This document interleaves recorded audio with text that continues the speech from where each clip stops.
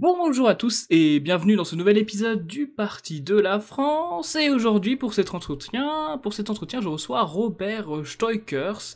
La prononciation, vous savez qu'il y a trois langues officielles en Belgique, le néerlandais, le français et l'allemand. Bon, il y a une quatrième si on compte la langue des signes, et naturellement, je le prononcerai plutôt Stoykers, mais je vais demander directement l'avis à l'invité concerné. Bonsoir, bonjour, monsieur Stoykers. Alors, comment vous-même vous le Bonsoir. prononcez? Ah ben ça dépend à qui je m'adresse. Si je m'adresse à un compatriote francophone, je dirais Steukers. Si je m'adresse à un néerlandophone, Steukers. Et si je m'adresse à un germanophone, Stoikers. Ah, bah écoutez, formidable, formidable. C'est pratique hein, de pouvoir comme ça s'adapter Et sur différentes on langues. est habitué depuis l'enfance. Je sais que ça interpelle pas mal de nos amis, tant en France qu'en Allemagne. Les Hollandais moins, parce que les Hollandais jonglent assez facilement avec les langues aussi. Et ça date depuis la Renaissance. En fait, depuis la Renaissance, les gens sont habitués à vivre sur ce carrefour linguistique et à sauter d'une langue à l'autre. Et dans mon enfance, c'était typique. Il y avait pas mal de personnes âgées qui commençaient la conversation en néerlandais, la terminaient en français, citer les paroles d'un tiers dans la langue où il les avait prononcées, etc. Donc c'était un jeu qui disparaît, et ça c'est l'identité bruxelloise disparaît parce que cette faculté n'est plus possible, ne peut plus être exercée parce qu'il n'y a plus grand monde qui comprend aussi bien les deux langues principales du royaume. Hmm. Oui, tout à fait. Et oui, parce que vous êtes, on va quand même vous présenter, vous êtes traducteur, militant politique français et essayiste. D'ailleurs, il y aura votre site francophone tout en haut de la description de la chaîne YouTube, donc je vous invite vraiment à suivre ces travaux. Donc, je vais poser directement votre première question parce que vous avez été l'un des piliers de la nouvelle droite européenne dès les années 1970. Qu'est-ce qui vous a motivé à rejoindre ce courant et à fonder vos propres structures, comme par exemple le Vouloir ou Synergie européenne? Oui, ben voilà, un pilier, ça, je crois que vous exagérez un petit peu. Ça n'a pas été très longtemps. J'ai exercé des fonctions au sein de la Nouvelle Droite en l'année 1981, où j'étais secrétaire de rédaction de Nouvelle École.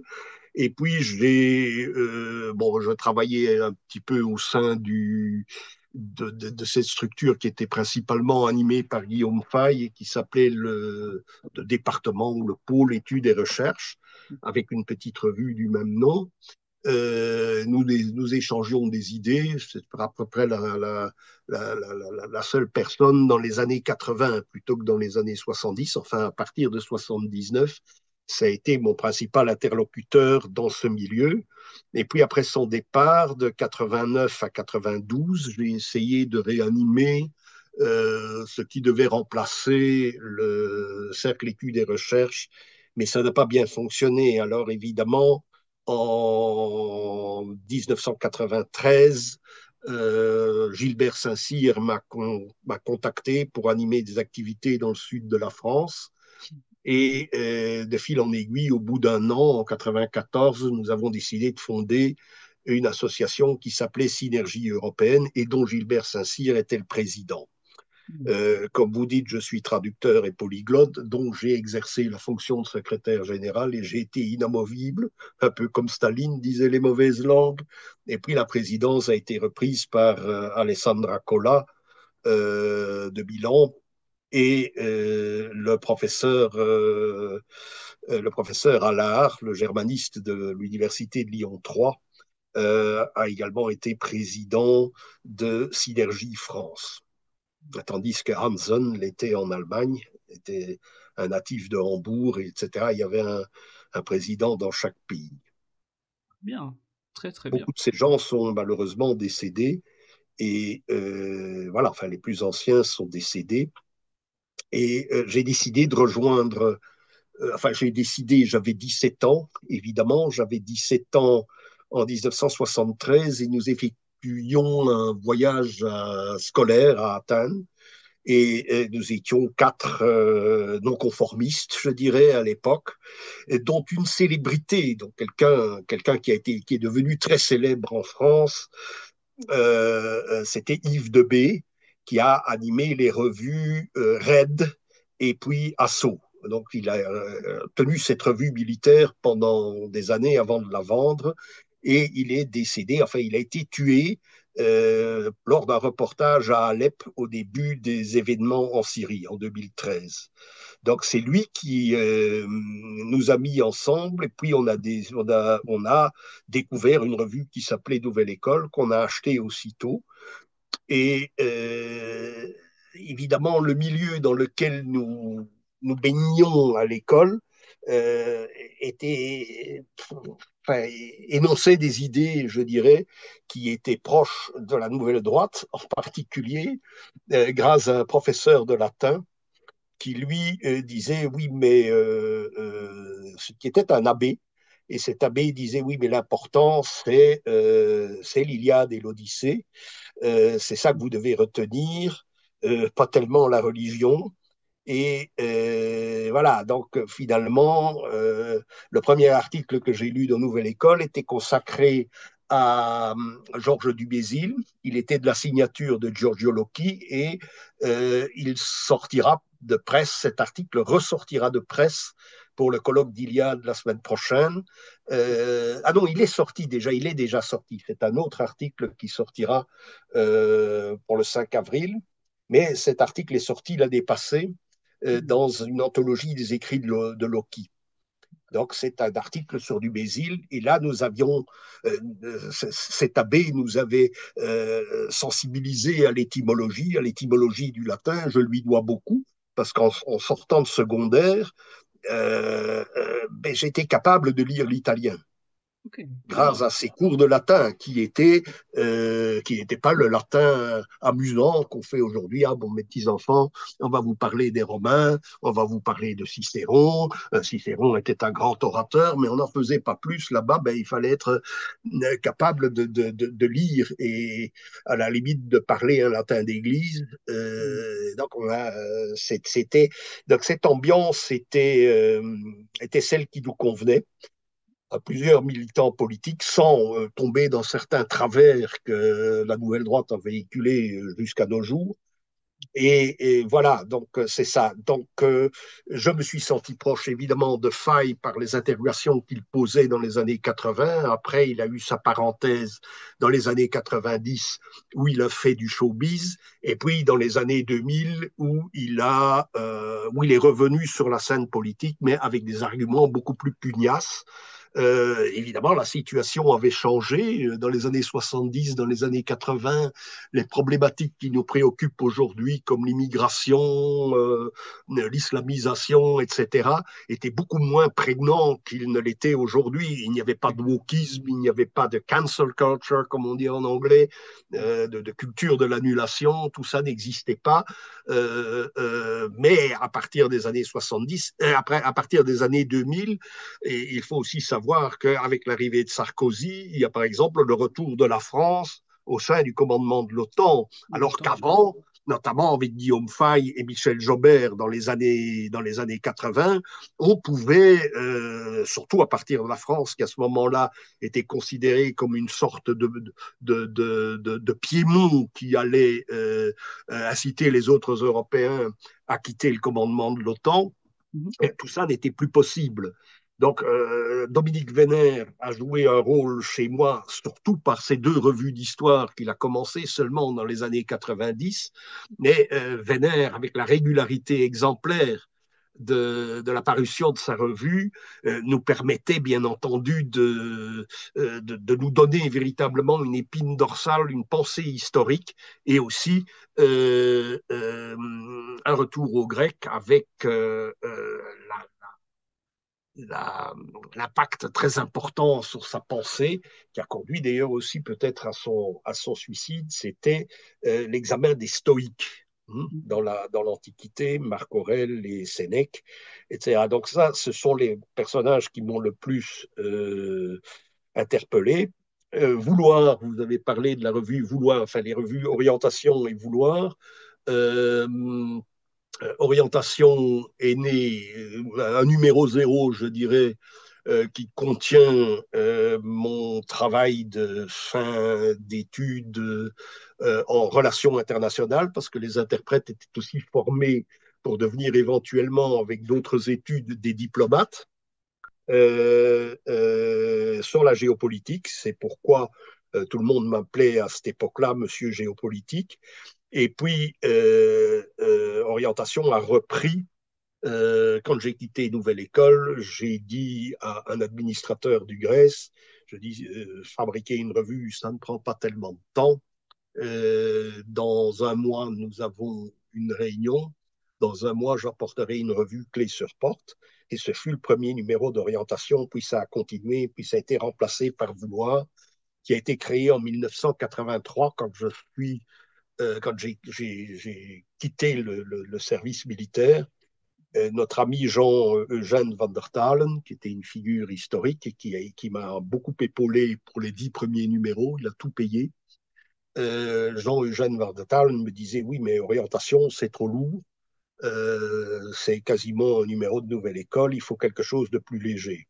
Et finalement, Vouloir est devenu aussi lourd qu'orientation, mais enfin bon, ça ne fait rien parce qu'on se les dispute sur Internet, on vend les anciens numéros, etc. Quant à Synergie européenne que vous citez, elle est créée en 1994 à l'initiative, cette fois, de Gilbert Saint-Cyr, qui voulait lui aussi un petit bulletin pour poursuivre ses activités de militant métapolitique, je dirais. Bon, pour les plus jeunes, Gilbert Saint-Cyr décédé en 2014, malheureusement, prématurément, mais c'est toujours prématurément.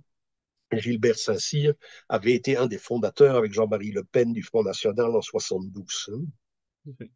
C'est un ancien combattant de la guerre d'Algérie, dans les commandos de chasse, etc. Donc, c'était quelqu'un qui était bien ancré dans, je dirais, le paysage non conformiste français.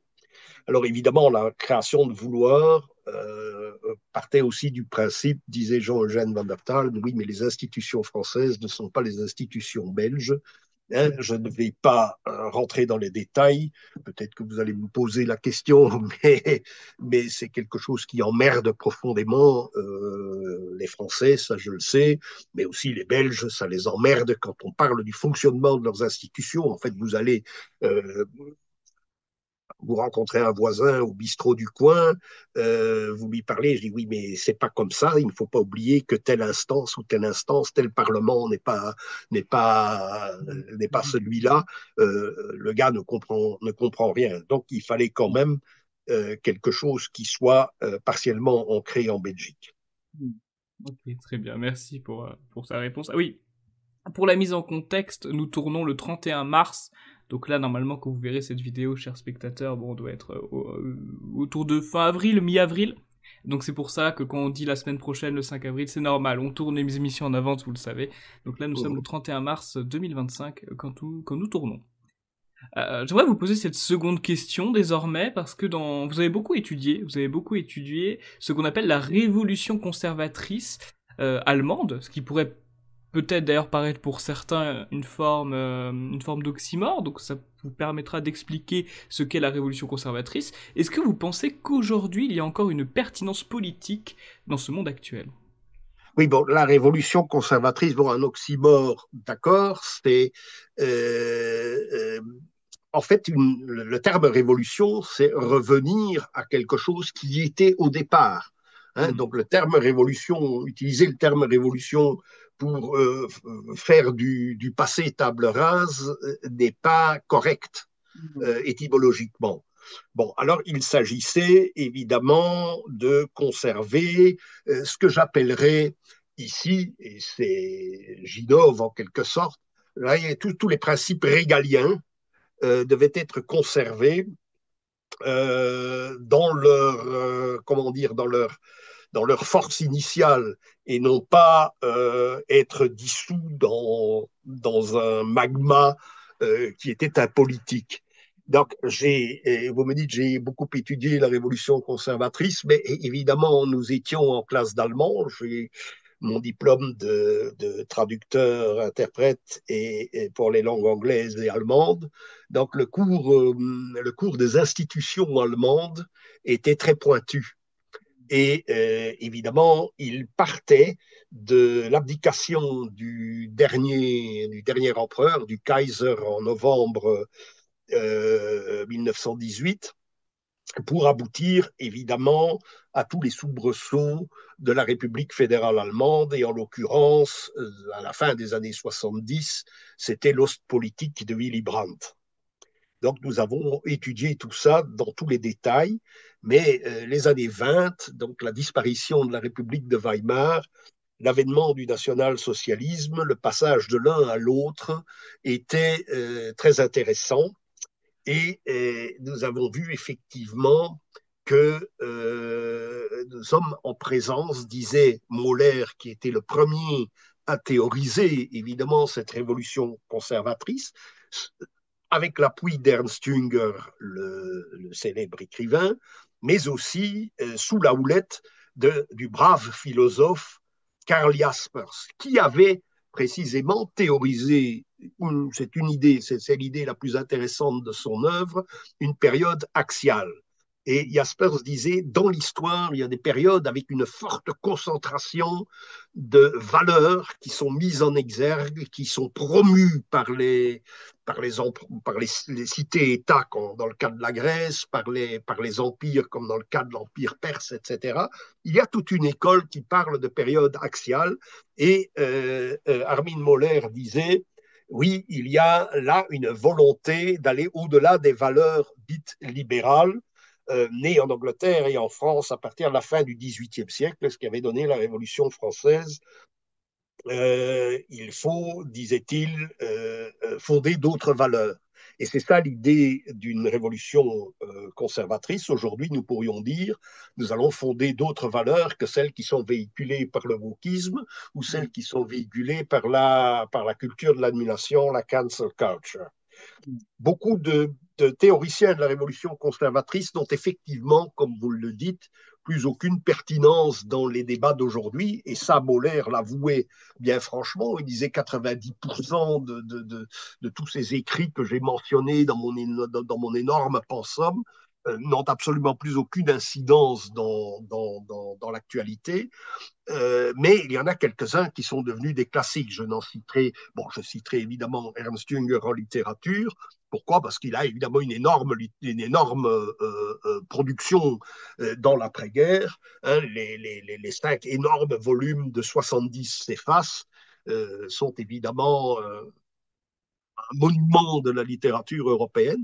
Je ne dirais pas seulement de la littérature allemande, parce qu'évidemment, il lisait beaucoup en français.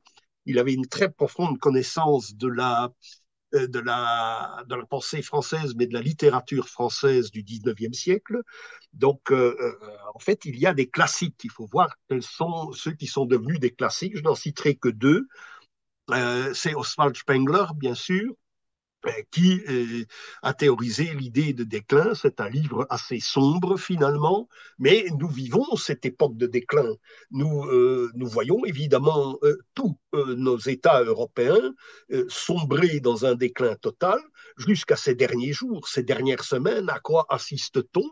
C'est que tout le monde négocie, gère les affaires du monde au-delà de l'Europe. Cela signifie tout simplement que nous sommes au fond du panier, que ce soit en France, en Grande-Bretagne, en Espagne, en Italie, en Allemagne, en Scandinavie. Nous avons partout un déclin. Donc l'idée de déclin, tous les mécanismes qui conduisent au déclin, Spengler les a théorisés. En cela, il reste un classique. Ensuite, bien sûr, celui qui a aujourd'hui le plus d'impact et la plus grande actualité, c'est Carl Schmitt. Carl Ah, Schmitt l'absolutiste. théorise deux choses, la décision en politique. On s'aperçoit que bon, on peut prendre des décisions en France ou en Allemagne actuellement, mais ça ne mène à rien. Euh, Donc là, il y a la notion de décision, mais il y a aussi la notion de grand espace. Et la notion de grand espace, il la théorise immédiatement avant la Seconde Guerre mondiale, pendant la Seconde Guerre mondiale, comme opposition au monde anglo-saxon plutôt au monde anglo-saxon qu'au monde soviétique. Mais après-guerre, il va continuer à la théoriser. Et il va appeler de ses voeux une Europe qui renaisse de ses cendres, mais il n'a évidemment pas été exaucé. Alors, oui, donc ça c'est à peu près ce que je voulais répondre sur la révolution conservatrice pour être très bref, parce que c'est évidemment un sujet qui peut être fastidieux, qui peut embêter la plupart de nos auditeurs, parce que, comme le disait lui-même Bowler, 90% de cette matière n'a plus beaucoup De d'impact sens sur aujourd'hui. l'actualité. Je comprends. Ah oui, une dernière chose que je Ah, voulais dire. oui.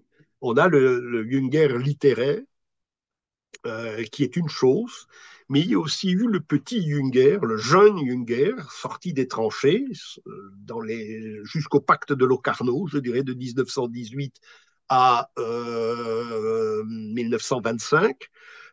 Il va théoriser de manière très bruyante et très énergique une forme de nationalisme révolutionnaire ou de national-bolchevisme. Il sera dans tous ces petits cercles et il participera à toutes ces petites revues. Mais il y a une idée, un seul de ses auditeurs, un jeune étudiant qui s'appelait euh, Otto Ernst Schüdekopf, a fait le résumé de tout ça dans un livre immense qui se lit très facilement. Malheureusement, il n'a pas été traduit en français, alors que c'est le plus lisible des livres sur ce sujet qui explique très bien les relations internationales à l'époque. Que se passe-t-il? L'Allemagne était dans le désarroi. Il y avait eu en 1925, avant le traité de Locarno, c'est l'inflation. Il faut une brouette avec 1 milliard de marques pour acheter un pain et un croissant. Et alors, on va trouver un régime semblable à celui de l'Union soviétique et semblable, alors là, c'est paradoxal, au nationaliste chinois de Chiang Kai-shek. Et alors, Okay. on formera la triade, et avec la triade, on donnera le pion à l'Occident et principalement, bien sûr, à l'Empire britannique et aux États-Unis. Or, que se passe-t-il? Et là, nous retombons dans l'actualité. La triade existait virtuellement jusqu'à l'avènement du gouvernement allemand dit des feux tricolores. La Russie livrait l'énergie à l'Allemagne, l'Allemagne fournissait des machines à la Russie, et à la Chine, cette triade existait virtuellement sans coup férir. Et c'est la raison pour laquelle on peut émettre l'hypothèse que les États-Unis ont tout fait pour la torpiller, créant une conflictualité avec la Russie qui n'était pas de mise, créant la brouille avec les Chinois et envoyant partout en Europe les Young Global Leaders, hein, donc cette équipe formée aux États-Unis, dont Macron est un représentant, dont Annalena Baerbock, qui a foutu la diplomatie allemande par terre au cours de ces 4 ou 5 dernières années. Il y a aussi des figures suédoises. Il y a Rutte aux Pays-Bas. Il y a cette Madame Marine en Finlande, qui a ramené le pays neutre que la Finlande était dans le giron de l'OTAN, etc. Donc nous avons, et puis il y a encore la présidente de la Moldavie, et il y en a tout un paquet. Et ces gens-là ont pour ordre, à mon avis, de ruiner tout ce qu'il y a de régalien dans les États européens. Je comprends. Donc là, c'est une idée qui est de la révolution conservatrice, de sa frange nationale révolutionnaire, qui était actuelle et qui a été détruite Ouais. de notre vivant dans notre propre actualité. Ouais. Ouais, tout à fait. Nächste Frage. En tant Ja. que partisan d'un axe justement Paris, Berlin, Moscou, comment est-ce que vous évaluez les tensions actuelles entre l'Occident et la Russie, notamment vous imaginez bien avec le contexte de la guerre en Ukraine, et est-ce que justement ce contexte de guerre, est-ce qu'il rend encore ce projet réalisable aujourd'hui, ce projet d'axe?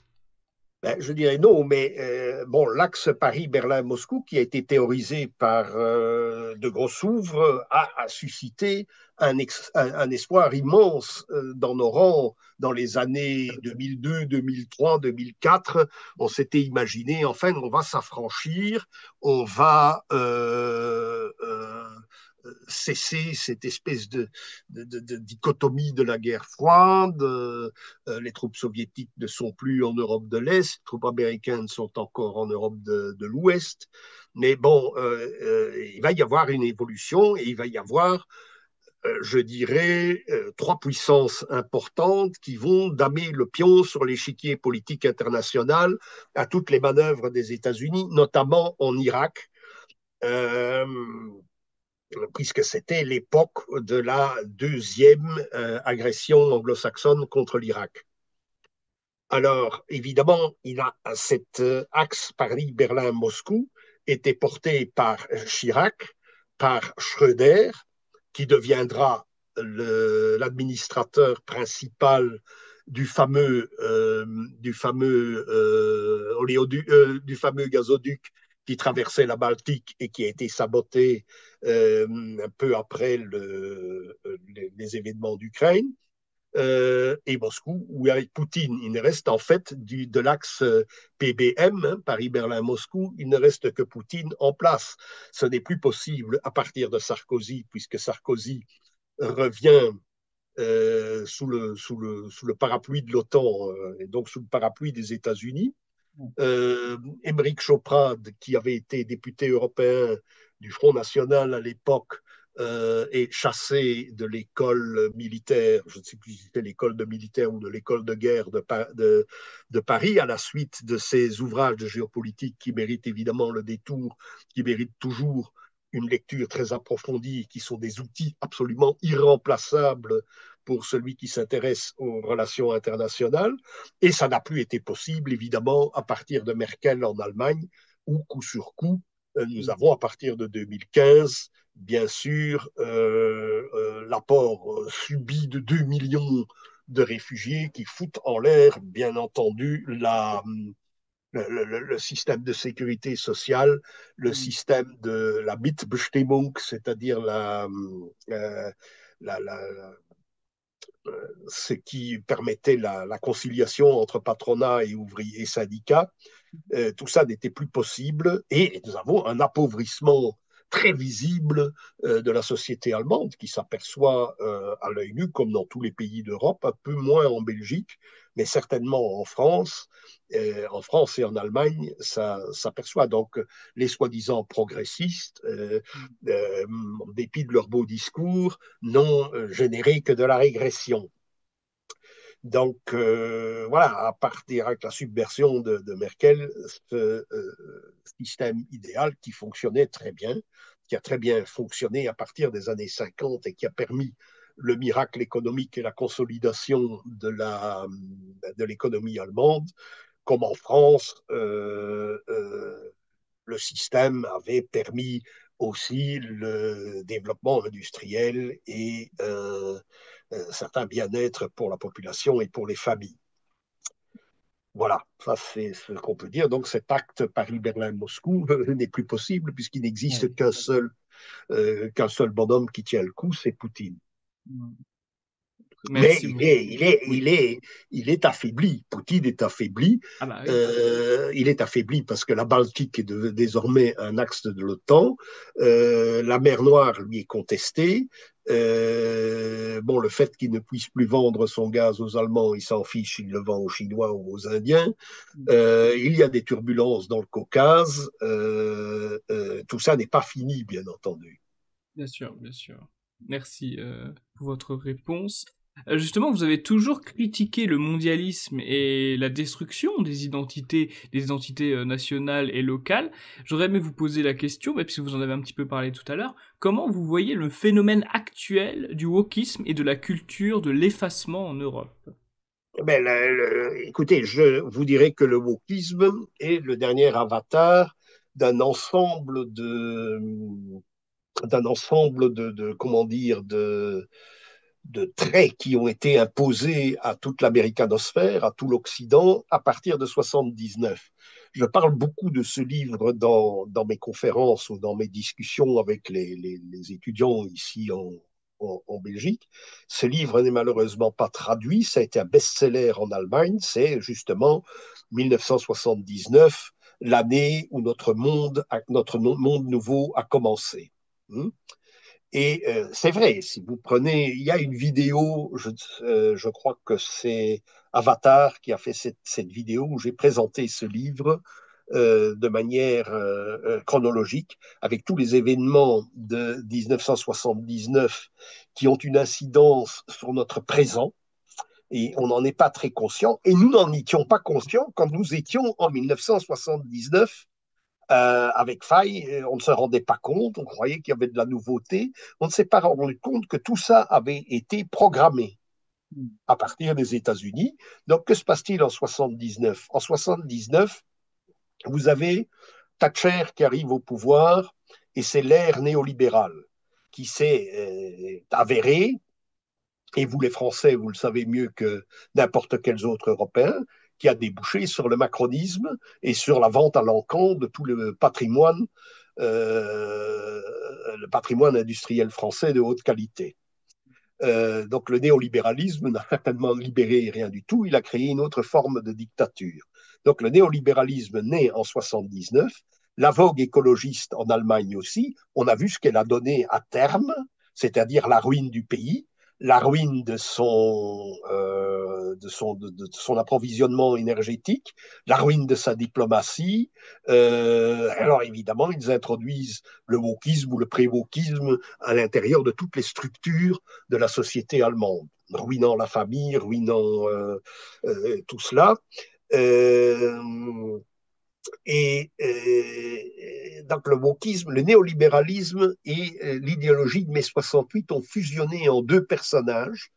L'un est un de mes compatriotes, c'est Guy Verhofstadt, qui promet la libération des citoyens dans les côtés populistes du néolibéralisme, des côtés populistes qu'il prenait au début des années 80, pour déboucher en 99 dans le premier gouvernement dit arc-en-ciel en Belgique, qui va initier tout ce qui aboutira au wokisme qui n'en est que l'exagération. Et puis, que va-t-il faire? Il va écrire un livre sur l'Europe avec Cohn-Bendit. Et là, c'est symptomatique. On voit, c'est vraiment symptomatique, ce néolibéralisme et puis ce 68ardisme avec les côtés sexualistes les moins appétissants vont fusionner pour créer ce wokisme à l'européenne, ce wokisme qui va évidemment déteindre sur l'ensemble de la magistrature. Donc si vous dites quelque chose qui contrarie cette espèce d'abominable mixtum compositum, vous allez vous faire crosser. Ouais, c'est vrai. Donc, vous voyez? C'est Et vrai, donc ça, c'est ce qui se passait aussi. Alors, ma critique du mondialisme et de la... elle vient d'une idée d'un sociologue peu connu, mais qui a eu une biographie très sympathique, mais je n'en parlerai pas maintenant pour ne pas excéder. Il a simplement dit, Arnold Gehlen, la culture, c'est la nature de l'homme. L'homme, ben, vous voyez, nous sommes ici, ben, je n'ai pas les dents d'un tigre, je n'ai pas ses griffes, je n'ai pas la peau d'un Le éléphant, venin, je n'ai ouais, pas le venin du serpent, je n'ai rien. tout à fait. Et en Je plus de l'ai lu. ça, petit bébé, je reste vulnérable pendant 3, 4, 5 ans, totalement vulnérable, enfant, pendant très longtemps, hein, jusqu'à mon adolescence. Et à mon adolescence, encore, les Européens, ben, ils n'ont leur taille et leur gabarit que de 25-30 ans. Avant ça, bon, d'autres peuples l'ont plus tôt, mais bon, peu importe. Donc, c'est vraiment la culture, la création d'outils, dit-il, parce que la culture, lui, c'est pas faire le malin, c'est pas faire le cuistre, évidemment. La culture, pour lui, c'est se donner les moyens de survivre. Et alors, il dit, ben, même le chimpanzé qui prend un bâton pour casser un œuf, enfin, pour casser un œuf qu'il trouve pour s'en repaître. La culture, c'est pas une culture livresque, c'est la fabrication de la technique. Euh, mais pour ce faire, chaque communauté humaine, que ce soit une famille, que ce soit un groupe d'artisans, que ce soit une corporation, que ce soit une tribu, que ce soit un peuple, que ce soit une cité-État, un État, un empire, peu importe, va créer des stratégies de survie. Or, toute forme de mondialisme, toute volonté de donner un seul et unique modèle à toute l'humanité va empêcher l'éclosion de telles stratégies vitales et va donc affaiblir l'humanité. Et ça, c'est la raison fondamentale pour laquelle il faut s'opposer à toutes ces vulgates qui sont colportées au sein des idéologies qui se disputent les plateaux de télévision. C'est surtout ça, autant de stratagèmes de survie possibles. Donc, on n'efface pas un peuple puisqu'il peut créer une stratégie. Je donne un simple exemple que j'ai découvert aussi en lisant les revues d'Yves Debay et en participant aux éditions Atlas à l'encyclopédie des corps d'élite. Ça remonte aux années 80. À un certain moment, c'était l'armée britannique, je crois. L'armée britannique devait adapter certaines unités à vivre dans le Grand Nord. Donc, on a imité des techniques qui étaient propres au peuple de la zone arctique, au Canada et au Groenland. Donc, voilà ce qu'il faut faire. En fait, il faut adopter des stratégies. Dans le Sahara, c'est exact. En France, le meilleur modèle, c'est tous les écrivains qui ont été fascinés par le Sahara, et le père de Foucault notamment. Ils se sont adaptés à un environnement qui n'était pas du tout le leur, qui n'était pas du tout celui auquel ils s'étaient préparés. Mais ils ont pu survivre dans de telles conditions parce qu'ils ont imité les peuples qui, eux, avaient trouvé des stratégies adéquates pour le milieu dans lequel ils vivaient. Oui, tout à fait. Wunderbar Antwort. Alors j'aimerais vous poser une question concernant la Belgique. On rappelle que vous vivez actuellement en Belgique, vous êtes belge. Donc ça paraissait important quand même de vous poser cette question en tant qu'individu qui vivait sur place. Quel regard portez-vous sur l'évolution politique justement de la Belgique, notamment la montée du nationalisme flamand et les tensions communautaires persistantes?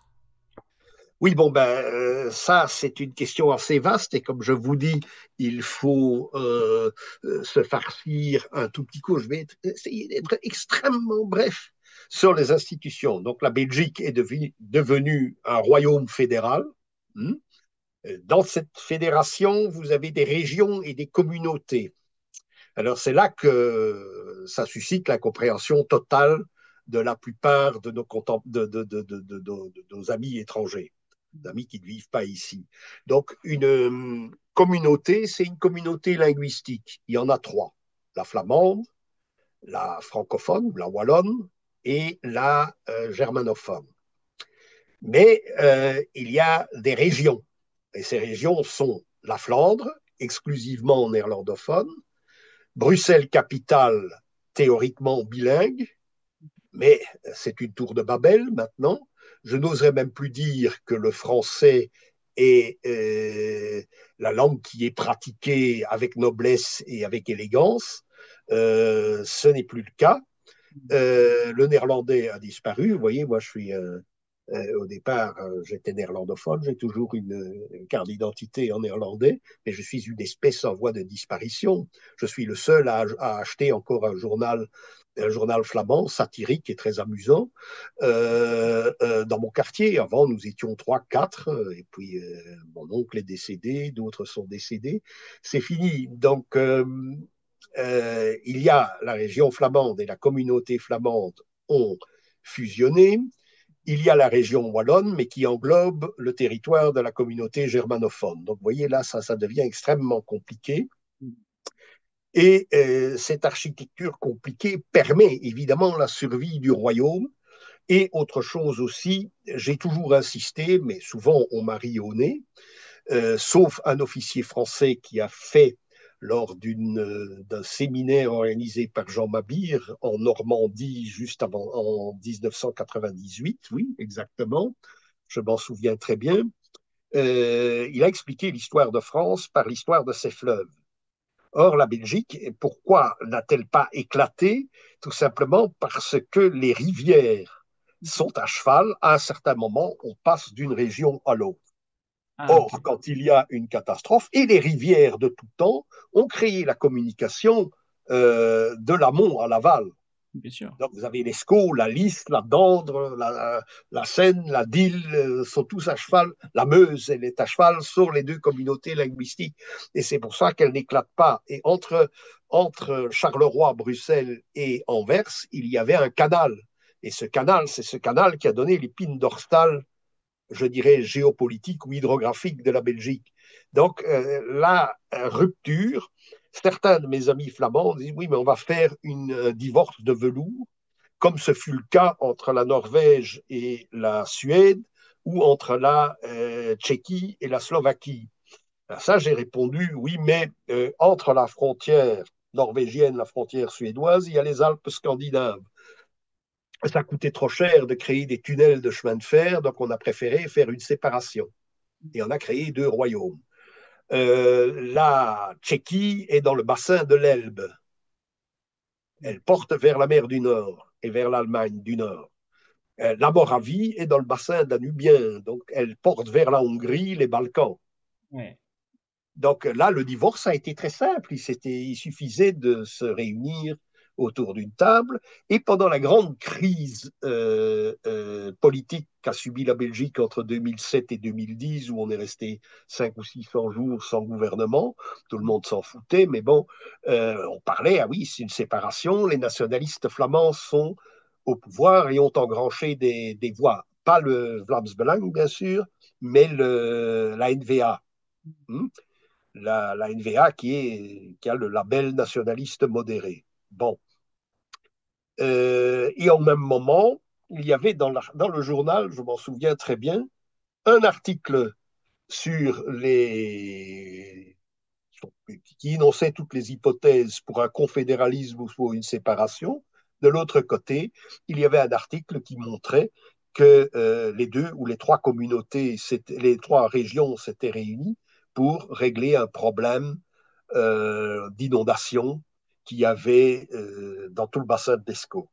Donc, vous voyez, là, c'est là la preuve que la solidité n'est pas dans la solidité du royaume n'est pas dans la volonté de ses populations, elle est dans les faits géographiques et hydrographiques. Alors, pour faire bref, évidemment, parce que tout ce qui concerne les subtilités de l'histoire ou de la des institutions de la Belgique, c'est très emmerdant pour les étrangers. Nous avons eu un gouvernement dit Vivaldi qui s'est d'abord a réuni les démocrates chrétiens, les libéraux et les socialistes, les trois piliers, qui ont eu une majorité très limitée parce que le nationalisme flamand, effectivement, la NVA et le Vlaams Belang approchaient des 50% à eux deux en Flandre, pas en Wallonie évidemment, puisqu'il faut tenir compte de deux zones électorales, de deux zones complètement différentes, qui votent différemment. Ouais, bien sûr. Hein. Bon, alors, ce gouvernement est tombé, mais il avait géré le Covid. Or, le Premier ministre était libéral. La gestion Covid a été très contestée dans la population, beaucoup plus qu'en France, avec des phénomènes comme tous les jeunes des beaux quartiers d'ailleurs, avaient décidé, en dépit du confinement, d'organiser une immense fête dans le beau bois de la Cambre autour de Bruxelles. Et alors on se dit, ben oui, il va y avoir 200, 300 campins qui vont se... Non, ils étaient 3, 4 000. Pas mal. Et ils ont bu comme des cochons, ils ont chargé la police. Ah oui? Oui, oui, oui.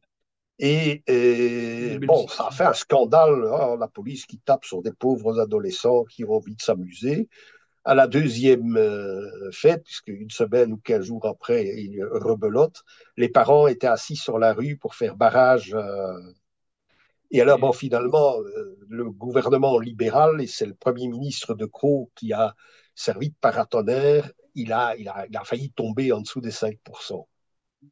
Donc, c'est l'effondrement du pilier libéral en Flandre, ça a été spectaculaire, avec une avancée encore des deux formations nationalistes, ce qui explique que Bart de Wever, l'ancien président de la NVA, est désormais le Premier ministre. Mais moi, je ne crois pas qu'il va gagner en popularité en assumant cette haute fonction, parce que le socialiste flamand qui avait de manière, bon, le gars est un peu, je dirais un peu fantaisiste, il fait un peu fou. C'est lui qui avait préconisé toutes les mesures Covid. Ils l'ont repris comme ministre de la Santé. Et il y a un autre membre de la NVA, Franken, qui joue une carte de droite, mais pro-OTAN, et qui Ah, parle de guerre et qui parle de transformer l'usine Volkswagen Audi de ma commune en faire une usine de chars. Et le gars, de manière caricaturale, parce que je suppose qu'il peut prendre la succession de Rutte comme secrétaire général de l'OTAN, le gars multiplie les provocations, ce qui fait que De Wever est en train de perdre la position de son parti, qui était le premier de Flandre et donc le premier du royaume, au bénéfice du Vlaams Belang. Ce qui explique aussi évidemment le succès retentissant et inespéré de la grande manifestation pour la rémigration qui a eu lieu jeudi dernier. oh, bien, bien. Les gens sortaient carrément, le cortège passait et les gens sortaient des bistrots pour s'y joindre. Donc, c'est assez spectaculaire quand on voit dans une ville qui est quand même de gauche. Hein. Bah, c'est quand même, c'est beau à voir. C'est beau à voir. Et justement, je voulais quand même poser cette question parce que c'était surtout vrai à une époque. Maintenant, je sais pas si ça l'est toujours. J'ai un peu moins l'impression quand même. Quand on parlait de Belgique, Belgique dit Bruxelles, et quand on parle de Bruxelles, on parle du Parlement européen nécessairement. Et j'ai Oui, l'impression que la Belgique, elle est prise en ce moment entre une perte d'influence justement à l'échelle européenne et une fragmentation interne. Donc moi, j'aimerais vous demander quel est l'avenir finalement pour ce pays. Est-ce qu'il faut envisager un modèle confédéral plus poussé, voire même une scission pour régler cette histoire de fragmentation interne? oui, bon, la perte d'influence, bon, ça ne date pas d'hier. La Belgique a été influente jusqu'en 1914, puisqu'elle était le deuxième pays où avait eu lieu une révolution industrielle. Bien sûr, avait suivi, l'Allemagne de Bismarck avait suivi, et la France dans, dans, dans, dans la région lyonnaise, à Sochaux pour Peugeot, dans le bassin parisien, à Lille, il y avait, il y avait une, une industrialisation remarquable avec un atout supplémentaire qui était que la France était et est restée une puissance agroalimentaire. Totalement, oui. Donc ça, c'est un atout principal. La Belgique, bon, ben, elle a réussi à avoir une certaine autarcie Ah, alimentaire, malgré l'exiguïté de son territoire, grâce à des méthodes et grâce à la transformation des aliments en produits finis comme des biscuiteries etc. Mais cette influence a été quasi annulée par la Première Guerre mondiale. Dans l'entre-deux-guerres, ben, c'est un ressac, puisque la belle époque, il suffit de regarder l'architecture. Pour ceux qui s'intéressent à l'architecture, eh bien moi, s'ils veulent, si vous voulez organiser un petit groupe avec 5 ou 10 personnes, on fera un tour pour regarder les derniers fleurons de l'architecture Art Nouveau, mais aussi des autres, le néoclassique, etc. Il y avait à cette époque-là, avant 14-18, une véritable, et en littérature aussi, il y avait des fleurons qui n'ont plus jamais été répétés après. Alors on dit, ah oui, mais c'est l'argent du Congo. Non, le Congo n'a été exploité qu'après la Seconde Guerre mondiale. C'était grâce à la Russie. Mm. Donc le premier client, c'était la Russie, le transsibérien, mais les wagons étaient faits à Liège. L'industrie de l'armement était liégeoise. Les Moisin Nagant étaient les voisins Nagant. En fait, c'est une famille liégeoise. Et le Donbass, nous avons d'ailleurs un camarade, un très bon camarade, il me dit, ah ben oui, mais mon grand-père, il est né dans le Donbass, puisqu'il gérait les charbonnages à la mode wallonne dans le Donbass. Enfin, c'était pas encore l'Ukraine à l'époque, puisque l'Ukraine n'a été 92? délimitée en fait, par Staline Oui, et c'est par Khrouchtchev. Le territoire actuel de l'Ukraine, c'est celui qui a été fixé par Staline avec volontairement le mélange de deux ou de trois populations de façon à ce que Moscou, le parti, puisse tout contrôler. Mais voilà, cette perte d'influence. Et alors, il y a ce qui est désolant, évidemment, ce qui n'est pas le cas ni en France ni en Allemagne, c'est l'amnésie générale. Les gens ne repèrent absolument plus qui est quoi dans leur histoire, etc. J'ai même des voisines très, très âgées, l'aînée a 93 ans. Elle me dit, ah, mais comment ça se fait? Tu es jeune, parce que moi je suis le gamin. Évidemment, elle me dit, mais comment ça se fait que tu connais encore tout le nom des rois de Belgique et leurs épouses, leurs reines, pourquoi, etc. On ne sait plus. Donc il y a une amnésie généralisée sur les choses essentielles de l'histoire politique du pays. Ça, c'est le plus grand problème. Alors, un avenir. Bon, qu'est-ce qu'on peut dire? Comment dire, on peut prévoir, bien sûr, une implosion générale de toutes les sociétés européennes. Ce ne sera pas seulement le cas de la Belgique, mais si je prends la ville de Bruxelles, enfin, Bruxelles, c'est 19 anciennes communes qui se trouvaient autour du noyau initial ça a la forme d'un pentagone, donc autour du pentagone qui était cerclé de murailles jusqu'à la moitié du 19e siècle. Donc, il y avait 19 petites communes qui vivaient à Bruxelles. C'est ce qui forme la région bruxelloise. Mais bon, là, vous avez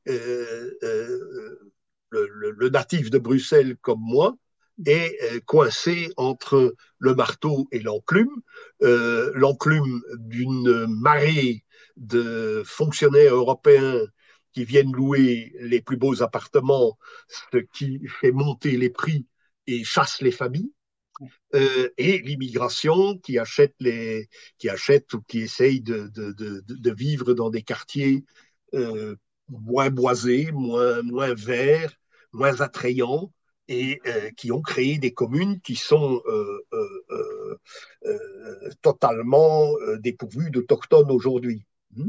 Donc, c'est une ville qu'on quitte. Ce n'est plus une ville vers laquelle on se rend, même plus pour s'amuser. Tout ça et c'est ce que vous appelez l'implosion, je ne sais plus comment vous avez dit dans votre question là, l'implosion générale du royaume. Alors un confédéralisme une accru, fragmentation interne. Mm. oui, oui, un confédéralisme accru, ça vous l'avez, c'est ce qui est en train de se faire. Ce sont les Ouais. concessions que la NVA a exigées de ses partenaires dans le nouveau gouvernement de Wever.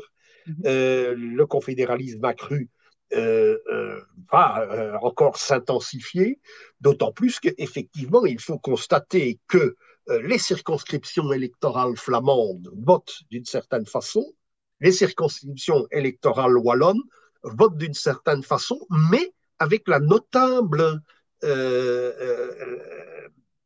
avec la notable exception, nouveauté, lors des dernières élections, c'est que le Parti socialiste a connu un ressac terrible, alors qu'il caracolait largement en tête des votes, des intentions de vote et des sondages, etc., jusque l'année dernière. Donc l'année dernière, il y a eu en 2024 une sorte de ressac du socialisme avec évidemment le Parti libéral et les démocrates chrétiens qui sont revenus d'un long exil. Et ça, évidemment, la Belgique, qu'est-ce que c'est au fond? C'est une Belgique qui date de la seconde moitié. Quand vous voyez le territoire, ça date de la seconde moitié du XVIe siècle. Parce qu'avant, bah, tout ça, euh, Hmm. Ouais, ces comtés, ces duchés s'éparpillaient sur les pays voisins. Mais pourquoi cette frontière nord, qui est un peu bizarre, avec trois enclaves? Eh bien, c'est la ligne de démarcation entre les armées du général espagnol Farnese et les troupes protestantes.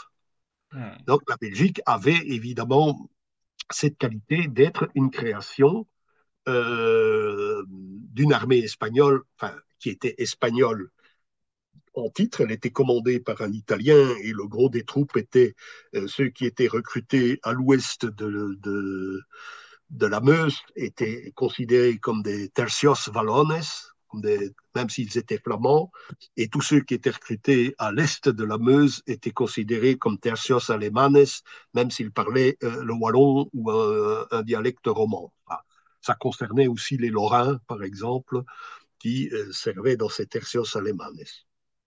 Bon, donc ça, c'était la Belgique. Donc, elle avait ce côté catholique qui est resté intact jusqu'à la Révolution française, jusqu'à l'annexion des 9 départements. Ça a été transformé en 9 départements à partir du traité de Campo Formio en 1795. Et alors nous allons assister dans le sillage de la révolution industrielle, dans le sillage de l'avènement du socialisme, de la consolidation du libéralisme maçonnique, disons, on va assister à un ressac du catholicisme, mais qui durera quand même jusqu'aux années 60, avec une prépondérance incontournable. Et à partir des années 60, ces milieux catholiques vont adopter tout ce qui est nouvelle vague, tout ce qui est nouveau, le hippie, Ouais. etc. Et je Ouais. l'ai vécu personnellement. Je suis rentré dans une troupe scout à l'âge de 8 ans. Elle était dirigée par le fils du directeur, enfin, du directeur ou du propriétaire des usines de chocolat Côte d'Or. Et c'était Ah, très, très militarisé. Oui, il habitait dans le quartier ici, à 50 mètres d'ici. j'habite à Et, Dijon, c'est pour ça, la préfecture de la Côte d'Or, même si ça n'a pas de rapport. ah oui, ah oui. Même si ça n'a pas de rapport avec le chocolat. Et non, ça, c'est le rapport, c'est the Golden Coast, c'est le Ghana, en fait. C'est pas le cacao venait de là Hmm. au départ. Bon.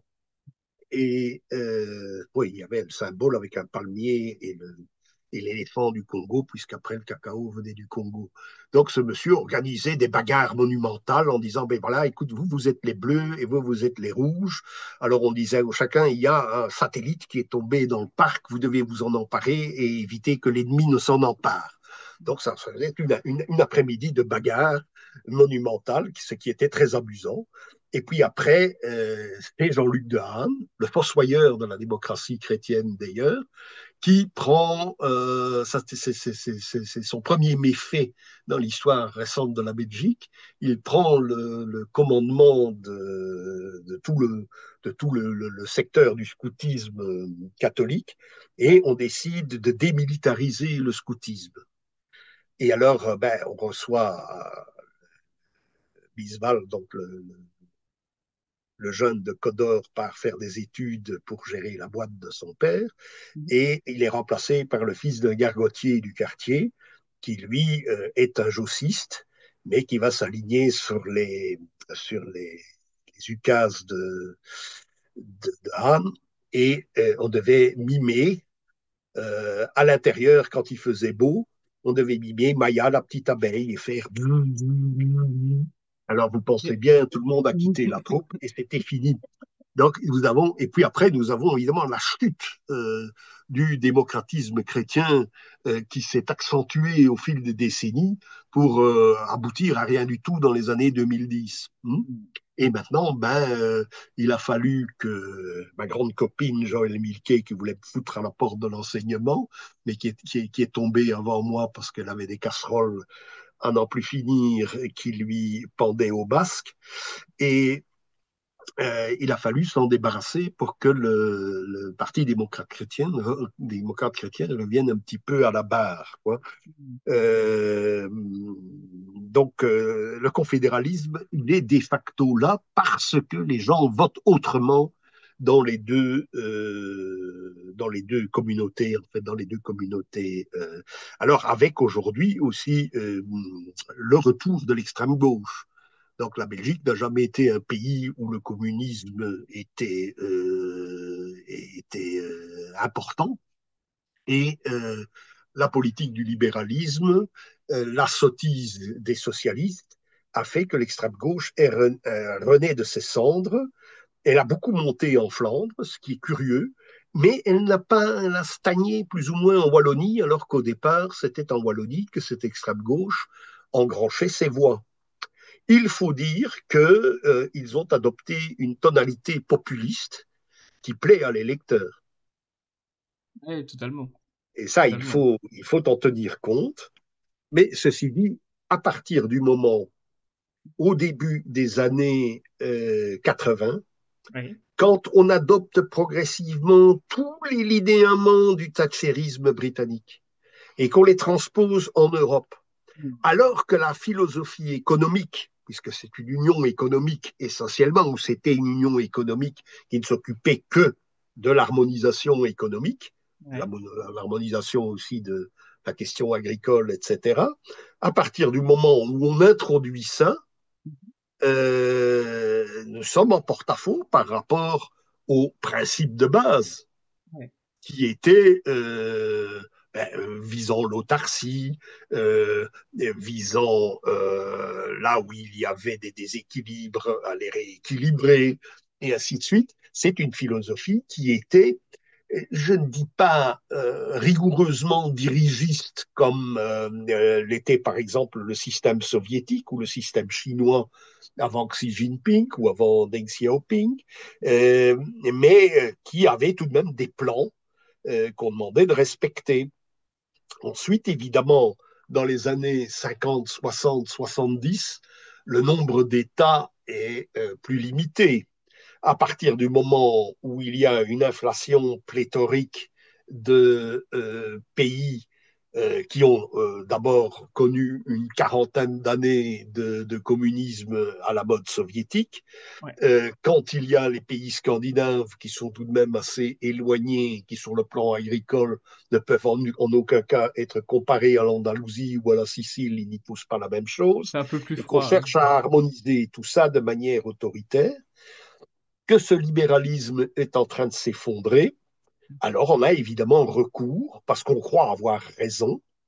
Hein, ce sont tous des gens, il faut savoir que dans la plupart des, des institutions européennes, on va recycler les politiciens faillis de chaque État national. Ouais. Hein, pour la Belgique, cette semaine-ci, que s'est-il passé? Il y avait une journaliste qui était d'origine algérienne, kabyle. Elle insistait pour dire qu'elle était kabyle. Elle était née en Belgique. Elle a fait des études de journalisme. Elle a très bien présenté la télévision à sa façon. C'était parfait. Et puis, du jour au lendemain, elle est devenue ministre des Affaires étrangères sans rien connaître à quoi que ce soit, dans le gouvernement Vivaldi. Elle s'est quelque peu ridiculisée. Elle a ridiculisé l'ensemble du gouvernement Vivaldi. Et puis, on lui a créé une commission à la Commission européenne. Et la seule chose qu'elle a faite, c'est présenter un petit clip vidéo avec la trousse qu'il faut avoir en cas de guerre avec la Russie. Alors voilà, on voit la brave dame prendre, et, voilà, et vous mettez des allumettes, et puis vous mettez un briquet, et puis vous prenez une bouteille d'eau, et ainsi de suite, et toute l'Europe est en train de s'engosser. Donc on voit, cet incident peut paraître burlesque ou anecdotique, mais il indique très clairement la faillite d'un système. Parce Mm. que, un, on a pris pour gérer un continent, les États-Unis se disent libéraux, mais ils sont protectionnistes. Mm. Hein, Oui, c'est vrai. et ils l'ont toujours été. Euh, on ne crée pas un néolibéralisme sans une flotte ou une aviation à l'américaine. Hein, même, on sait ça de tout temps. L'Empire romain, il fonctionne économiquement parce qu'il y a les légions. Il n'y avait rien pour protéger l'Europe en tant que telle. Et, euh, Et puis, on a recyclé au bout de 3, 4, 5 législatures. on a recyclé des politiciens faillis qui ne connaissaient rien à la gestion d'un continent, qui est une chose extrêmement compliquée, et où justement, suite à votre deuxième question, ben, la révolution conservatrice avait des réponses Oui. à apporter à la gestion, des réponses d'ailleurs qui ont été reprises en France par l'ère gaulienne après les événements d'Algérie Mm. ou dans les Oui, années tout à fait. 60. On a créé un bureau du plan, on s'est inspiré de Henri de Man, le socialiste belge, inspiré lui-même par la révolution conservatrice. On a utilisé la vision de François Peroux, un excellent économiste qui est totalement oublié Mm. en France, alors qu'il pourrait apporter des solutions à une France post-macronienne. C'est vrai. Donc rien de tout ça n'a été fait. Mm. Oui, c'est tout à fait, vous avez tout à fait raison. J'aimerais vous parler un petit peu justement d'avenir, vu qu'on parle vous parlez justement du contexte post-macronien, et on va commencer par la si vous voulez bien, la géopolitique, parce que vous avez beaucoup écrit sur la géopolitique. J'aimerais vous Mhm. poser cette question. Quelle place l'Europe peut-elle encore avoir face à la rivalité, excusez-moi, grandissante entre les États-Unis et la Chine?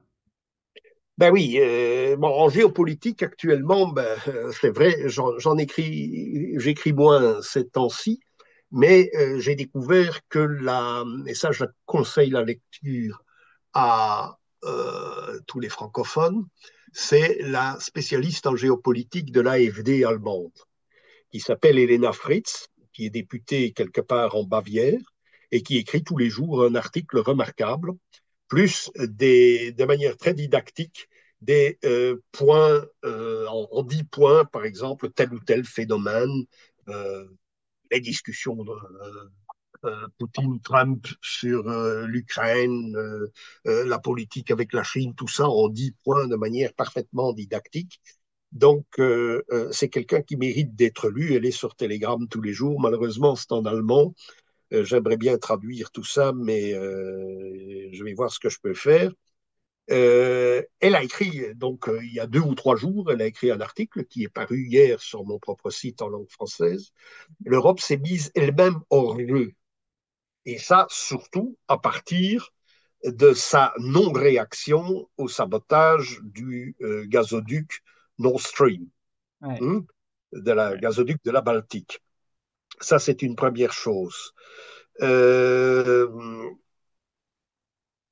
ah oui, les USA, donc les États-Unis, dans ce contexte, dans ce nouveau contexte, dans cette nouvelle donne, ces États-Unis qui sont désormais trumpistes et tournent le dos à certains travers de la politique américaine habituelle, surtout quand les démocrates tiennent les rênes du pouvoir, donc Obama, Biden et avant lui les Clinton, et avant eux les Clinton, les États-Unis sont fragiles. Aussi, bon, la suppression de USAID, c'est-à-dire l'instance qui organisait les révolutions de couleur, les activités de Soros, qui organisait l'aide au développement, qui était une forme de colonisation, coûtait un prix beaucoup trop élevé euh,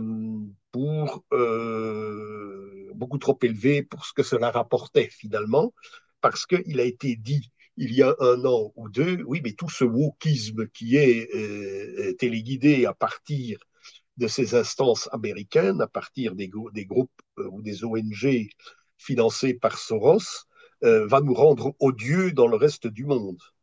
Évidemment, si on va raconter, ben, tu dois devenir woke, si on va raconter ça à un Kenyan ou un Camerounais, à un Laotien ou à un Indien, on va nous rire au nez. Et donc, Trump est en train de liquider ça, mais ça ne suffira pas vu l'énormité des dettes des États-Unis. Donc, il veut, et ça c'est très clair, il veut le Canada et le Groenland. ouais. Pourquoi? Parce qu'à partir de ce moment-là, il pourra créer, avec les matières premières présentes dans ces 2 pays, il pourra créer une autarcie américaine et reprendre, enfin, faire en fait en sorte, comme la Chine. C'est-à-dire créer une industrie locale, faire prospérer d'abord les États-Unis en autarcie, quitte à exporter par la suite. Donc, il veut commencer, enfin lui, peut-être pas lui nécessairement, mais ceux qui sont derrière lui, parce que le président en général aux États-Unis, ben, c'est une marionnette. Donc, ce qu'ils veulent, c'est créer un bloc supercontinental dans le nord des États-Unis pour redresser la barre et la politique avec le Mexique, puisqu'il existait quelque chose comme ce qu'on avait appelé l'ALENA dans le temps, ou bien maintenant USMCA, hein, USMCA, USA, Mexico and Canada. Euh, mais il s'oppose au Mexique parce que s'est-il passé? Ben, on a délocalisé au Mexique. Ce qui fait que beaucoup de zones industrielles des États-Unis sont en friche à l'heure actuelle. Le cas emblématique, c'est évidemment la ville de Détroit, Detroit, comme ils disent, qui a perdu ses usines fortes, où il n'y a plus rien du tout. Enfin, tout tombe en ruine. Et ça, c'est il s'oppose au Mexique, il veut imposer au Mexique des droits de douane comme à la Chine et à l'Europe euh, euh, pour, euh, pour pallier évidemment à cette désindustrialisation qui a frappé les États-Unis, mais pas seulement les États-Unis. Ça se voit en Allemagne, ça se voit en France. On voit, il y avait des villages où il y avait des petites usines ou des petites coopératives ou tout ce qu'on voulait. Je pense à la Franche-Comté où j'ai quand même pas mal vécu pendant ma jeunesse et où j'y retourne parce que ma femme adore le paysage. Il y avait la vallée du Dessoubre, par exemple, un petit affluent du Doubs.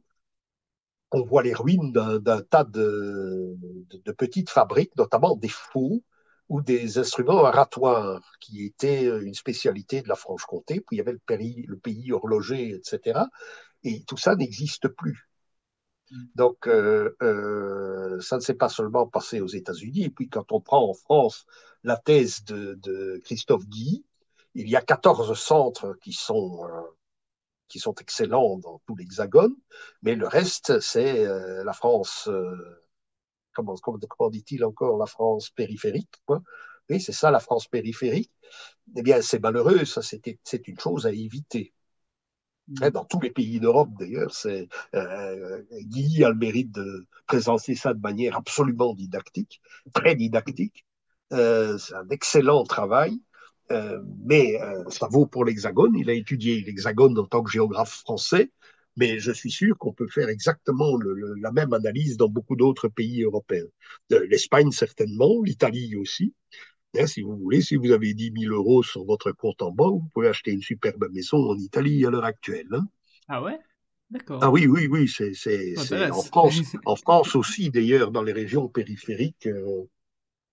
Je crois que si je vends ma modeste baraque ici, je peux acheter un château en France. Hein. Et vu les prix qu'il y a à Ah oui? Bruxelles. Ah oui. Ah oui. Alors, la Chine, ben la Chine, elle a appliqué les bonnes recettes. Elle a appliqué des recettes européennes et des recettes allemandes. Parce que l'Allemagne, qu'est-elle? Elle est une mosaïque d'États avant l'unification. Et apparaît, j'avais fait une émission avec Henri de Lesquen à son sujet, Ok. apparaît un homme né à la fin du XVIIIe siècle, un certain Frédéric List. Et Frédéric List va créer les conditions du développement. Il va l'appliquer d'abord à l'Allemagne, et puis il va l'appliquer aux États-Unis, parce qu'il aura la double nationalité. Il sera à la fois prussien et citoyen américain. Il va venir comme conseiller en Belgique, et c'est lui qui conseillera de creuser des canaux pour joindre les grands fleuves et pour donner une dynamique à cet État industriel naissant. Mais il viendra en France aussi pour préconiser toute une série de mesures qui seront appliquées notamment par la Troisième République. Et évidemment, les Allemands ont déjà, avant la Première Guerre mondiale, avaient en Chine des adeptes qui disaient mais c'est ce qu'il faut faire pour la Chine, qui, elle, n'a pas sauté à pieds joints dans la modernité, mais elle l'a refusé jusqu'à sa défaite en 1895 face au Japon, suite à la défaite des Boxers en 1900 la révolte des Boxers, et puis il y aura cette révolution chinoise de 1911 menée par Sun Yat-sen qui vont vouloir appliquer cette politique de liste, cette politique du développement. Ça ne sera pas fait parce que la Chine va sombrer dans les guerres civiles jusqu'au maoïsme, qui ne va pas appliquer dans un premier temps ces, ces principes mis au point par liste, et ce sera Deng Xiaoping qui les mettra avec le succès que l'on connaît aujourd'hui et qui est indéniable. Bah oui, là, Alors l'Europe, elle actuellement. a bonne mine, hein, ses recettes, les recettes qu'elle a elle-même inventées et qu'elle a ensuite reniées, ont été appliquées par la Chine, qui vide évidemment de toute substance nos petites usines de la France périphérique pour vous, de la Wallonie profonde pour nous, de certaines zones comme en Sarre ou en Rhénanie-Palatinat, qui sont également en récession. Puis pourquoi? Ben parce qu'on achète tout le petit fourbi dont on a besoin, un ouvre-bouteille, une série de verres pour boire tous les jours. Tout ça est fabriqué en Chine. Et l'Espagne, par exemple, là, c'est encore plus flagrant de voir que dans chaque ville espagnole, on a 3, 4, 5, 6 bazars chinois où on trouve des choses absolument extraordinaires. Et tous ces petits produits étaient fabriqués dans nos villages. C'est vrai, c'est vrai, c'est vrai. C'est vrai. Ah, Je c'est prends vrai. un exemple que j'aime prendre aussi, c'était les voitures miniatures. Quand on était gamin dans les années 60, ben, les garçons jouaient avec des soldats, euh, non plus de plomb, mais en plastique, et des voitures miniatures. En Belgique, par un effet de la Seconde Guerre mondiale, puisqu'on devient une sorte de colonie britannique, alors qu'en France, le matériel usé, le fourbi de l'armée américaine vous est vendu. Donc vous êtes plutôt dans l'orbite américaine et nous dans l'orbite britannique, de même que les Hollandais, les Norvégiens et les Danois. Mm. Et nos jouets sont donc anglais. Et chaque fois en dessous, il est marqué Made in England. Et puis, les générations passent. J'ai moi-même un fils et je lui achète des Matchbox parce que c'était ça, la boîte dans laquelle se trouvaient ses jouets ressemblait à une boîte d'allumettes.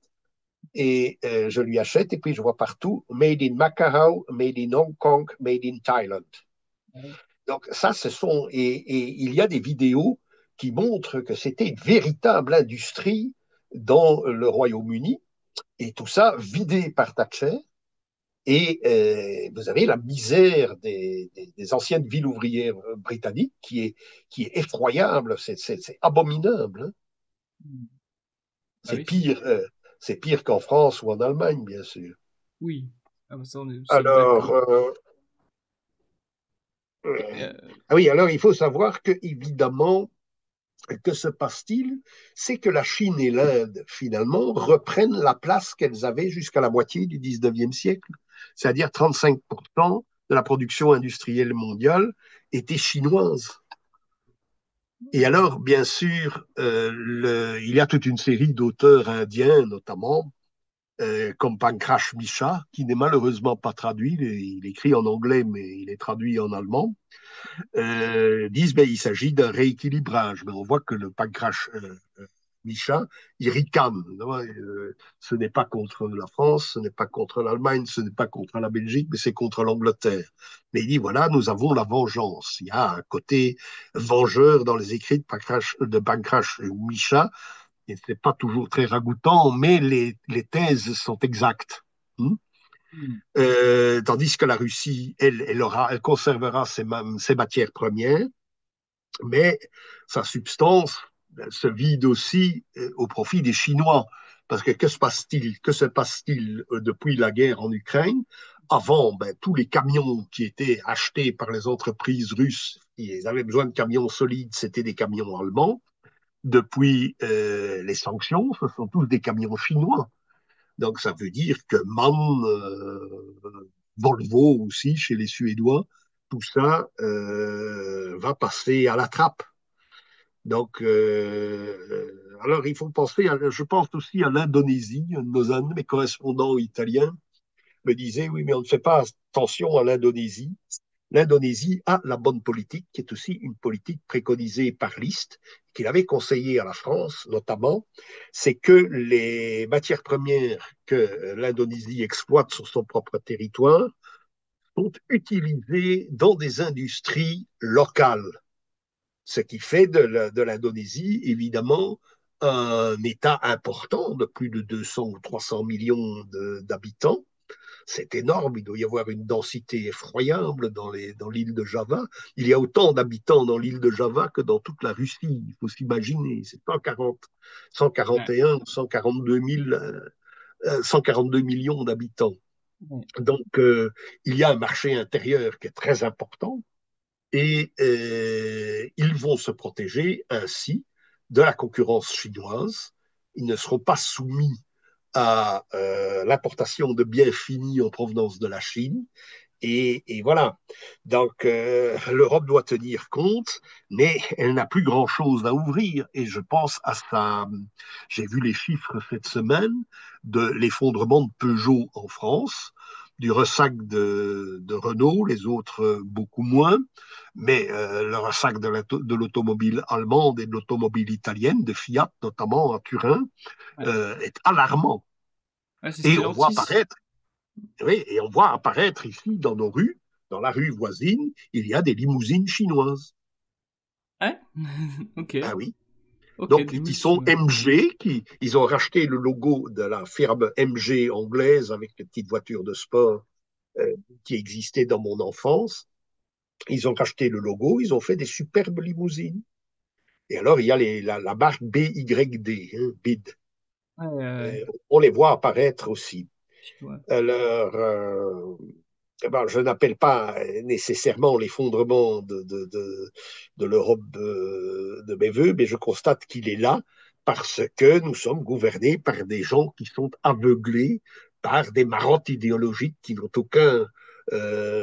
aucune incidence sur la réalité. Ils refusent de voir le réel, ce qui est toujours évidemment une mauvaise politique. Hmm. J'aimerais vous poser encore deux questions, si vous le voulez bien. Oui, oui, oui, oui, oui. Alors tout d'abord, j'aimerais vous poser la question, quelle lecture faites-vous de l'effondrement progressif de l'ordre unipolaire issu de la guerre froide? Et est-ce qu'on assiste, selon vous, à un retour du monde multipolaire que vous appelez de vos voeux? Oui, ben, enfin, le monde multipolaire, il est là. Hein. Il faut pas. Même les États-Unis, Trump s'en rend parfaitement compte. Biden prétendait qu'il allait faire la guerre à tous les. Trump aussi maintenant, puisqu'il ne peut pas vendre il ne peut pas vendre ses salades aux Russes, donc il reprend un discours guerrier depuis 2 ou 3 jours. Mais le monde multipolaire, il est là, qu'on le veuille ou Ouais, non. La Russie, ben, les sanctions ne l'ont pas isolée. Enfin, si, elle est isolée sur le plan diplomatique, mais elle a suffisamment de ressources. On oublie qu'elle est redevenue, comme avant la guerre de 14-18, un grenier à blé. Et ça, c'est une donne. Hein, le soviétisme, le côté criminel du communisme, c'est pas des entorses à la liberté d'expression. Le russe moyen, il s'en fout de la liberté d'expression. De toute façon, personne ne venait vérifier.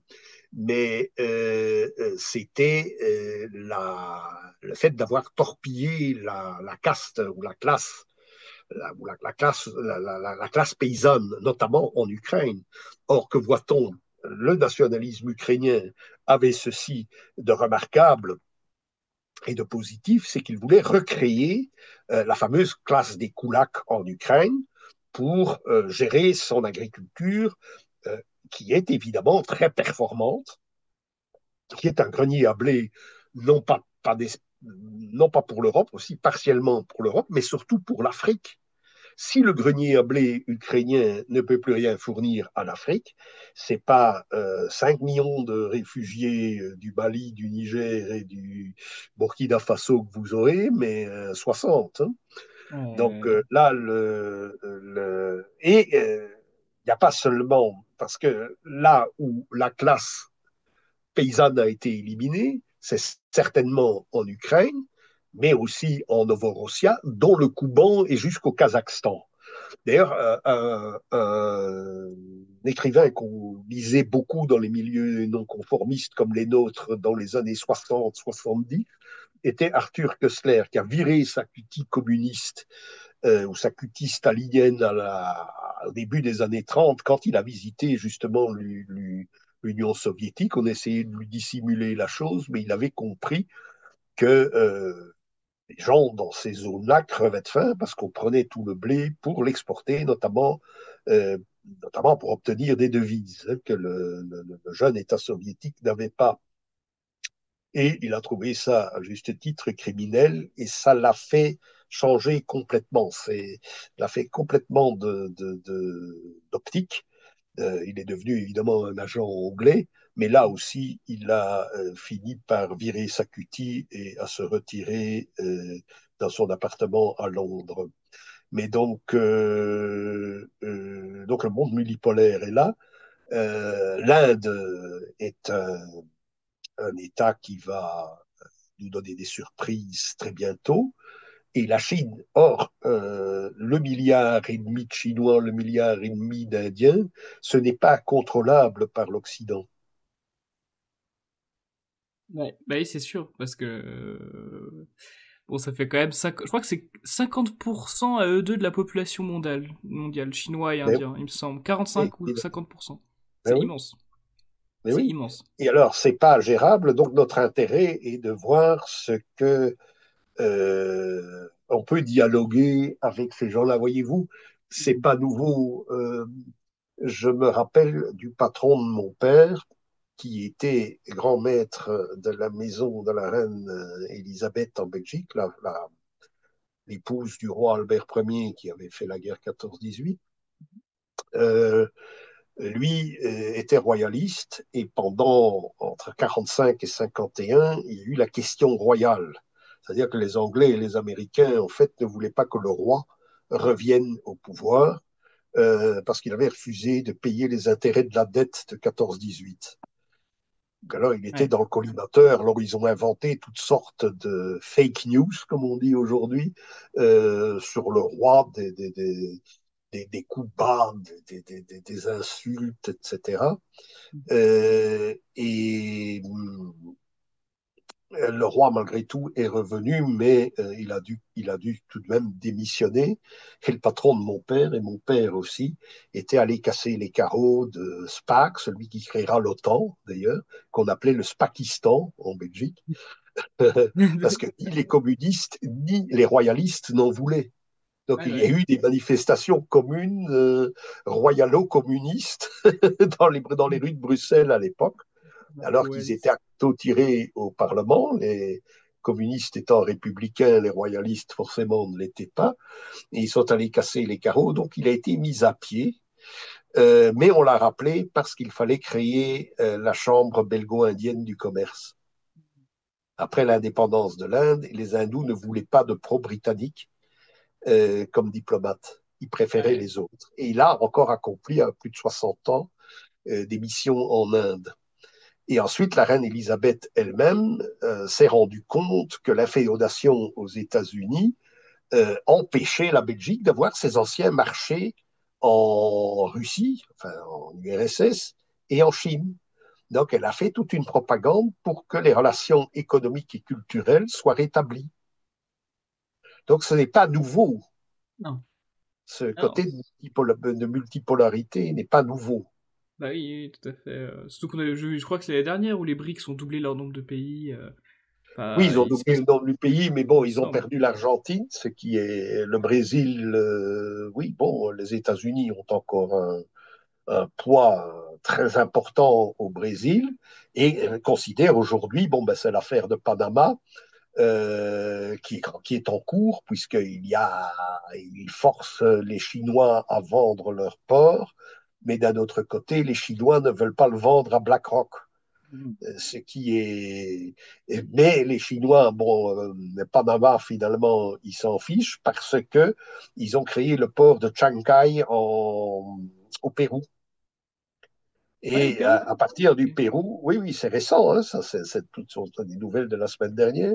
Et à Ok, partir cool. de Chancay, évidemment, par un réseau routier, un réseau ferroviaire, ils parviennent à atteindre l'Atlantique et à se diffuser dans tout le continent latino-américain. Donc il n'est pas sûr que les États-Unis, parce que ça a fait leur force à partir de la première décennie fait à partir de leur victoire sur l'Espagne en 1898, Ouais. avait fait de l'Amérique latine véritablement un satellite où on entretenait la misère. Et on me signalait, oui, mais l'Argentine, jusqu'à la fin de la Seconde Guerre mondiale, était un pays beaucoup plus riche que les États-Unis. D'accord. Ils l'ont ruiné. Et C'était elle se débat dans des problèmes quasi insurmontables à l'heure actuelle. Donc, de facto, moi je dis, ce n'est pas quelque chose que j'appelle nécessairement de mes voeux, mais de facto, il est là. Et Ouais, comme ouais. c'est le réel, il faut en tenir compte. C'est tout ce que je dis. Tout à fait, tout à fait. Vous avez raison de le dire. Et enfin, dernière question, une question un peu vaste, parce que ça va regrouper plein de sous-problématiques, mais j'aurais aimé vous poser cette question quand même. Enfin, face à l'instabilité actuelle, crise énergétique, immigration massive, déclin industriel, quel projet politique global proposeriez-vous pour l'Europe? Est-ce une refondation civilisationnelle? Un retour aux racines? Une renaissance? Qu'est-ce que vous préconisez? Oui, mais c'est un petit peu tout ça à la fois, parce qu'une refondation, ben, c'est nécessaire. On ne pourra plus Hmm. gouverner selon les recettes récentes qui ont été appliquées à tous les États européens, c'est-à-dire des recettes néolibérales, les recettes 68 tardes ou wokistes ou tout ce que vous voulez, les recettes préconisées par les différents partis écologiques dans les pays d'Europe. Tout ça n'est plus possible. On ne peut plus gouverner nos pays, on ne peut plus leur assurer un avenir cohérent si on répète toutes ces erreurs stratégiques. Ça se voit parce que bon, ben, Trump a dit bon, ben, on va faire point de tout ça, mais tous ces bons hommes et toutes ces bonnes femmes qui sont au pouvoir en Europe maintenant ne peuvent pas y renoncer parce que c'est la fin de leur carrière politique. Oui. Donc ils vont s'accrocher comme par tous les moyens à leur disposition, ils vont s'accrocher à ces chimères qui ont fait jusqu'ici leur bonheur. Donc une refondation ben, c'est une autre élite. Alors elle va se baser sur quoi ben, il y a d'abord un retour au classique pour l'Europe, il y a un retour au classique qui est nécessaire. Là, quand je dis au classique, c'est Platon et Aristote, c'est l'héritage gréco-romain qui a été galvaudé. Pour revenir à la Belgique, un tout petit détail qui prouve que la nécessité de revenir au classique. Quand on enseignait le latin en Belgique, Ouais. ceux qui arrivaient au pouvoir, qui devenaient ministres, qui devenaient gouverneurs de province, hein, qui occupaient de hautes fonctions dans le fonctionnement du royaume, ben, ils avaient fait des études de n'importe quoi, mais ils avaient fait leurs études secondaires, ils avaient eu une formation classique. Par conséquent, le flamand qui avait appris le latin, ben, il parlait parfaitement le français. Ouais. Maintenant, c'est fini. Hein, c'est fini. Et après, il bafouille en français et vice-versa. Il bafouille en français. Et on m'a dit récemment, ah mais oui, Stecker, c'est vrai, vous êtes un vieux, vous connaissez encore le français. Parce que c'est le tout anglais. Hein. Bon. Alors, ces humanités gréco-latines, donc c'est un retour aux racines, mais aux racines réelles de l'Europe, pas des racines imaginaires, c'est un apport antique, c'est l'aristotélisme revu par Thomas d'Aquin au Moyen Âge, c'est la Renaissance, où l'idée essentielle de la Renaissance, c'est être soi, Hmm. et ne pas nier, comme disait Julien Freund d'ailleurs, cet éminent philosophe du politique de Strasbourg, c'est être soi, et ne pas nier et ne pas dénigrer tout ce qui nous est propre. Hein. Alors, bien sûr, qu'est-ce que vous avez cité? Vous avez cité le déclin industriel, ça, on en a parlé. On a galvaudé, on a laissé tomber, on a délocalisé un ensemble de petites usines qui étaient éparpillées sur le territoire. Ben, l'apport de l'immigration, enfin l'apport migratoire, ben, on voit qu'il ne mène à rien, qu'il crée de la dette sans contrepartie. Hein, parce que c'est ça qui se passe, il crée de la dette sans contrepartie, surtout depuis l'invitation de Merkel parce que bon, le million ou les 2 millions de gens qui se sont installés en Allemagne, mais ils ne sont pas nécessairement restés en Allemagne, ils sont arrivés ici, ils sont arrivés chez vous, ils sont arrivés en Italie, enfin un peu partout. Donc ça déséquilibre complètement les budgets, ce qui est fait. Donc, j'avais parlé de l'année 1979. En 79, c'est à sortir de ce moment-là que l'immigration, suite à des guerres, suite à la guerre du Vietnam, on accueille les boat people. Et alors que voyez-vous, Raymond Aron, chantre du Ouais. libéralisme, et Jean-Paul Sartre, chantre de tout ce qu'on peut imaginer C'est toute une de horreur. négatif, Ouais. vont se retrouver sous l'égide de Glucksmann, hein, un nouveau philosophe, comme par hasard, et on va faire un appel aux Français, à la générosité des Français et à la générosité des autres Européens pour qu'ils accueillent les boat people. Donc on va répéter ce schéma à chaque guerre américaine qui va disloquer les sociétés irakiennes, syriennes et autres. Et on a ce résultat considérablement amplifié qui s'est aperçu, qu'on constate aujourd'hui. Mais C'est qu'à partir d'une culture, mais d'une culture politique. Hein. J'ai reproché à certains de mes camarades de la nouvelle droite de faire de la culture pour la culture, de faire de la cuistrerie. Non, c'est une culture politique, celle que Guillaume Fay préconisait dans les années 80. Ben, ce retour à l'Ist, ce retour à l'autarcie, ce retour à une pensée politique structurée qui est absolument nécessaire. Et c'est aussi un pied de nez, évidemment, au wokisme et à la culture de l'annulation, hein, puisqu'il faut revenir à ce que nous étions euh, dans tous les domaines. ouais, tout à fait, tout à fait. Ben écoutez, Monsieur Stoikers, je pense que vous avez répondu à toutes les questions que je m'étais posées à votre sujet. Je pense que les auditeurs sont contents d'en apprendre plus. Il y aura le J'espère que lien. je ne les ai pas emmerdés. Mais non, mais non. Oui, mais c'est inhabituel. Je sais que mon discours est inhabituel. Ça devrait Dans... aller sur la chaîne.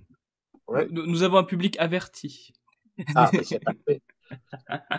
Nous avons un public averti, et justement ce public pourra retrouver votre site francophone directement en cliquant sur le lien dans la description, et oui, de cette vidéo.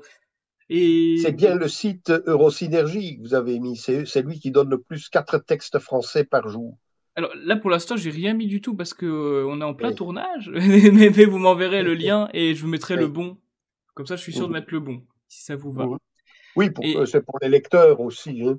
Ils bien auront sûr, l'occasion, en fait, la méthode de travail est la suivante. Je suis un vieux retraité, donc je mets sur différents logiciels de traduction, je mets 4 textes par jour qui sont très bien. traduits en 4 langues, français, néerlandais, allemand et espagnol. Vous les retrouvez. Bon, donc vous les retrouvez. Il y a aussi évidemment une équipe de rédacteurs français qui ont des textes originaux relatifs à la France, bien sûr. Je traduis essentiellement de l'italien, de l'allemand, mais d'autres langues aussi, du finlandais, même du suédois. Et vous avez ce qui était la création pour nos milieux, je dirais, d'un instrument qui existait pour le tout public, qui était le courrier international de Adler. Adler traduisait des textes aussi, des textes originaux. C'était un journal français qui existe toujours, qui était très original et qui permettait d'avoir des points de vue qui n'étaient pas ceux des médias conformistes malgré tout, bien qu'ils n'allaient pas, bien sûr, puiser ces textes dans les milieux non conformistes italiens, espagnols ou autres, mais dans des milieux plus conformistes. Mais ça donnait néanmoins un point de vue différent et intéressant. Et j'ai voulu faire la même chose pour Eurosynergie. Donc le modèle a été celui, ce n'était pas moi je n'ai pas pensé à ça, c'est Maliarakis qui me l'a dit, c'est Jean-Gilles Maliarakis. Il a dit, ton journal vouloir, c'est le courrier international des droites, disait-il. Très bien, très bien. Bah, en tout cas, je sais, voilà, chers auditeurs, que vous pouvez retrouver le lien dans la description. n'est-ce pas? Et je vous invite à commenter la vidéo, dire ce que vous en avez pensé, faites des suggestions de nouveaux invités. Vous pouvez me retrouver tous les vendredis matins ou samedis matins sur le forum du Parti de la France et tous les dimanches 15h pour un entretien ou un Fast and Curious. Allez, prenez soin de vous et à la semaine prochaine.